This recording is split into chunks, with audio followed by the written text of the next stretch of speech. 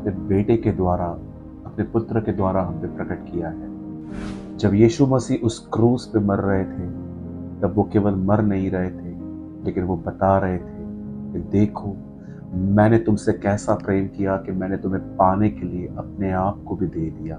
मैं आप में से हर एक को बताना चाहता हूँ कि परमेश्वर आपसे प्रेम करते हैं। कुछ लोग शिकायत करते हैं कि कोई मेरे साथ नहीं है, कोई मुझसे प्यार नहीं करता, सबने मुझे छोड़ सा दिया है। मैंने लोगों की मदद की, पर वो मेरी मदद करने के लिए कभी भी आगे ना आए। मुझे इग्नोर किया गया, मुझे रिजेक्ट किया गया। हो सकता है किसी इंसान के थ्रू आपको ये सारी फीलिंग्स मिली, लेकिन मैं आपको बताना चाहता हूँ ये पूरी तरह से सच नहीं है। एक है जो आपसे बहुत प्यार करता है, उसने आपको रिजेक्ट नहीं किया है, चाहे आप कैसे भी हैं।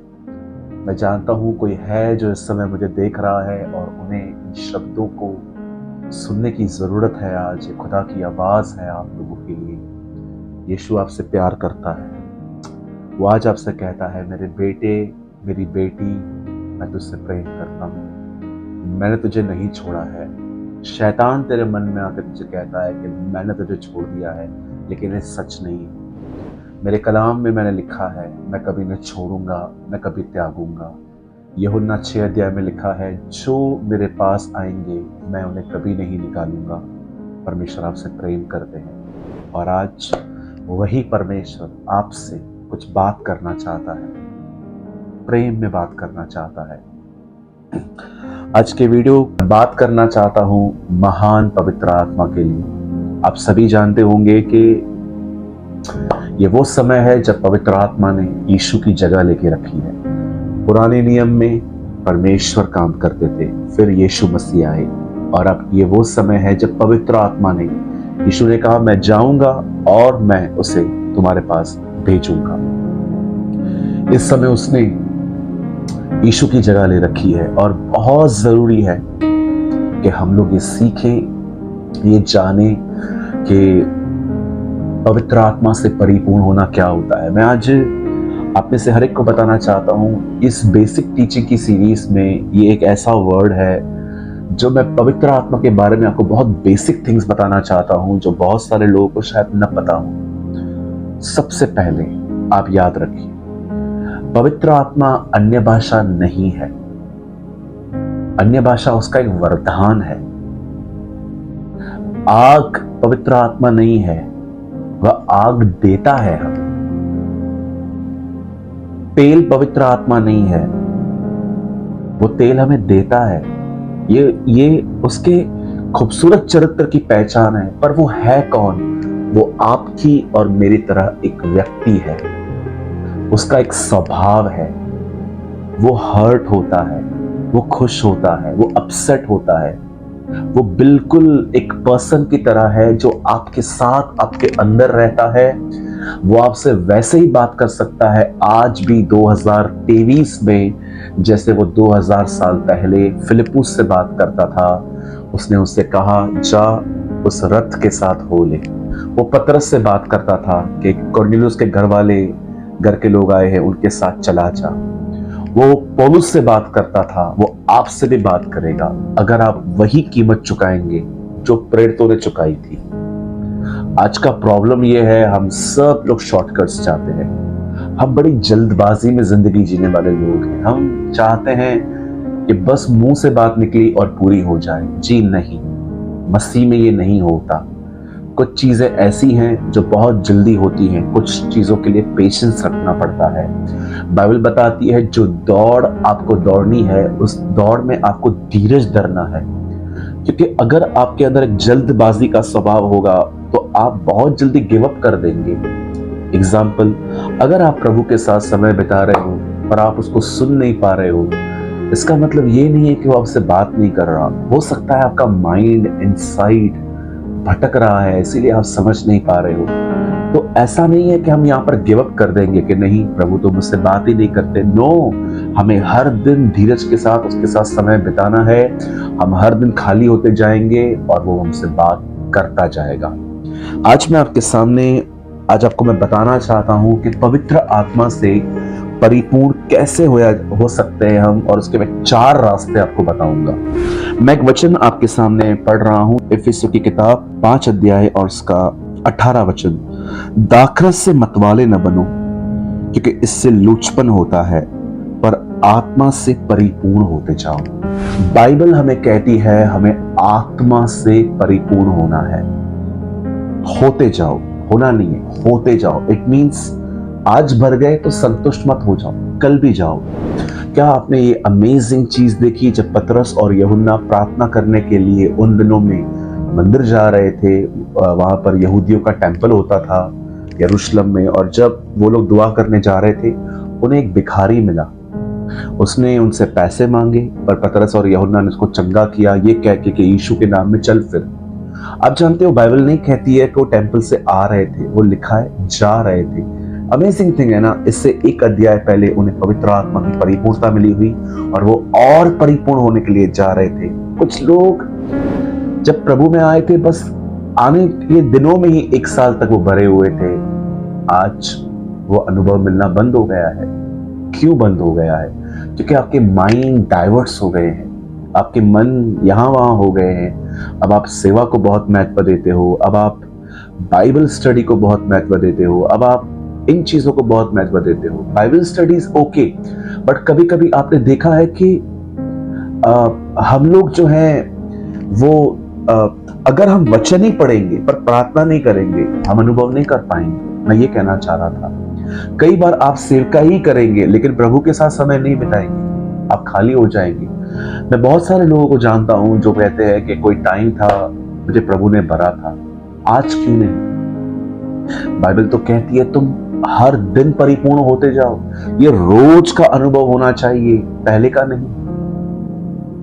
अगर आप पवित्र आत्मा से परिपूर्ण होना चाहते हैं तो आपको हर दिन अपना समय निकाल के, अपनी नींद को खराब करके, खाना थोड़ा कम खा के, ताकि आपका बदन हल्का रहे, आपको एक समय नियुक्त करिए।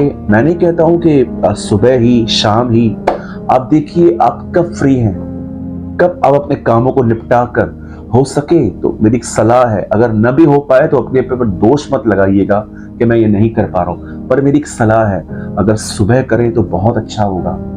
जब आप सुबह उठते हैं परमेश्वर को अपना समय दीजिए, उसे अपना समय दीजिए ताकि वो आपको भर सके।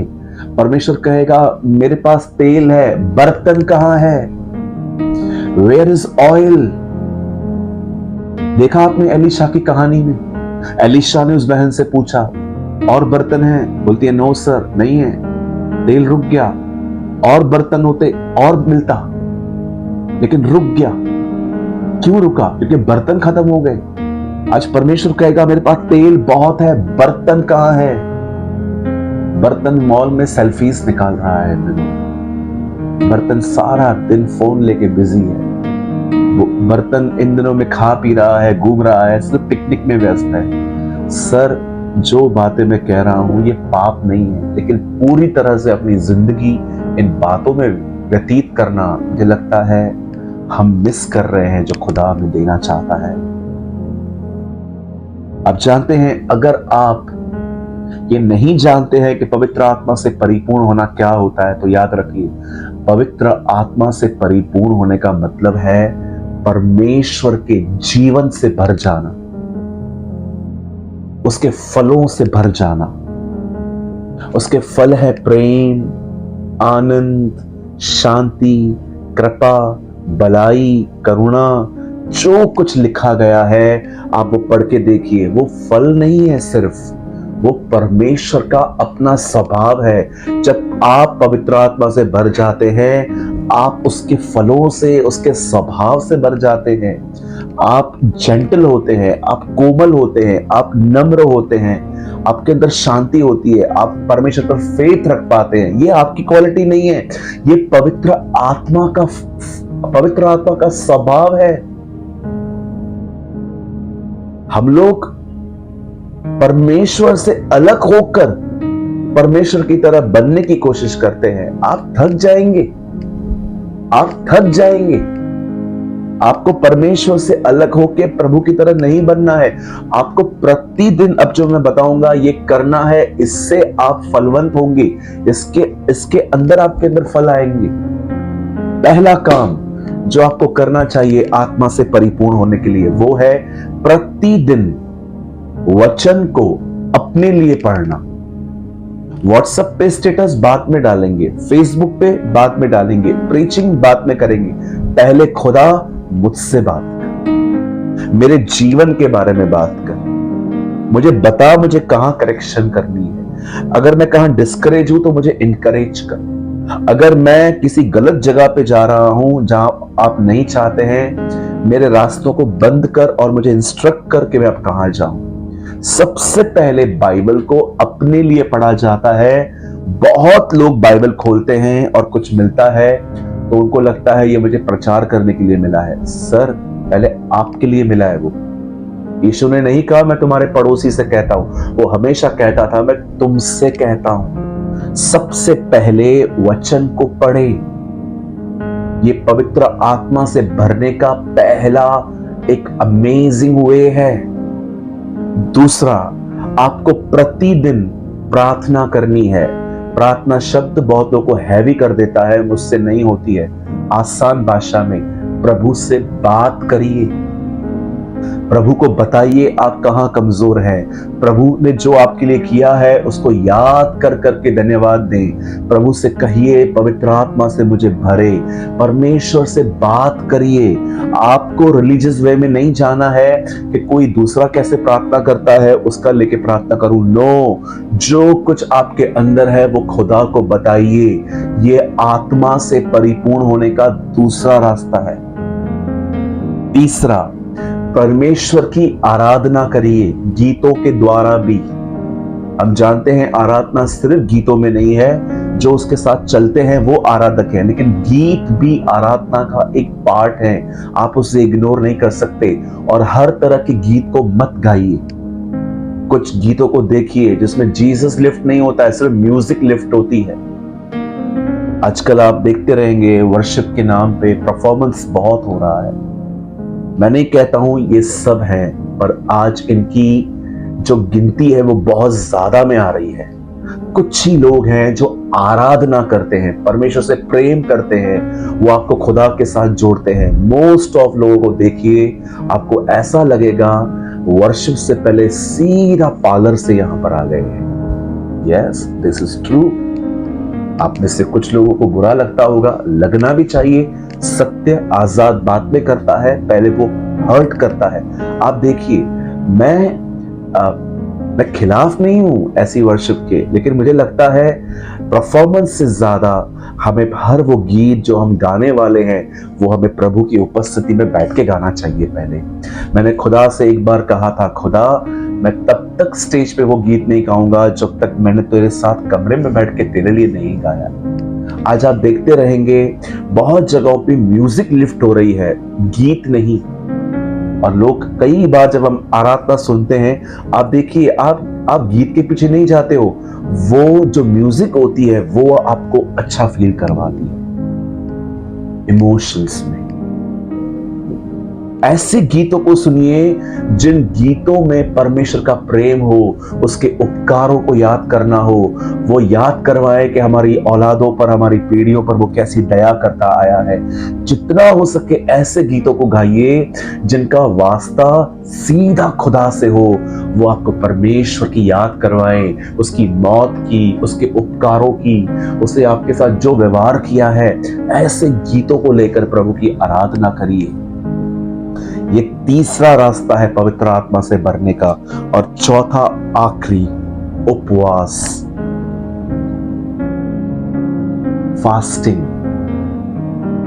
2023 में खाने का प्रेम इतना बढ़ चुका है कि आप सोच नहीं सकते। हमारे टाउन में, आपके टाउन में आप देखिए, आप जिस लोकेशन में रहते हैं, पहले हार्डली 4-5 रेस्टोरेंट होते थे। आज तो हमारे घर के नीचे रेस्टोरेंट, आगे बढ़ो रेस्टोरेंट। आप देखो इन दिनों में खाने का जो बिजनेस है वो कितना ग्रो कर रहा है, क्योंकि लोग जानते हैं पब्लिक के माइंड को कि खाने के लिए कोई भी क्रेजी है आजकल। यीशु ने भी कहा ये अंत के दिन नोहा के दिन होंगे। मेरे भाइयों बहनों, इन दिनों में खाना कम खाइए। अधिक खाना आपकी प्रेयर लाइफ को खत्म कर देगा, लेजी कर देगा, आपको बहुत सोने का मन करेगा। हम एवरी थर्सडे फास्टिंग करते हैं, चर्च के अंदर जूम पे मिलते हैं और हम परमेश्वर की आराधना करते हैं, प्रार्थना करते हैं, उससे उसके वचन को सीखते हैं। मैंने 4 रास्ते लिखे थे, पर मैं 5 और भी जोड़ देता हूं। लास्ट वाला, लिसन। कलीसिया में हर एक के साथ संगति मत करिए। कुछ लोग बहुत अच्छे हैं, गॉडली नहीं है।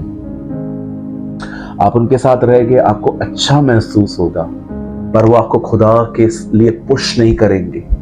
ऐसों के साथ दोस्ती रखिए, कभी इग्नोर मत कीजिए, आदर कीजिए इनका, हमेशा इनकी मदद करिए, लेकिन संगति उनके साथ करिए जो आत्मा से परिपूर्ण हैं। उनके साथ बैठिए, उनके साथ बात करिए, उनको कहिए कि मुझे अपने साथ सेवा पे ले जाइए, ताकि इम्पार्टेशन मिल सके, अभिषेक मिल सके।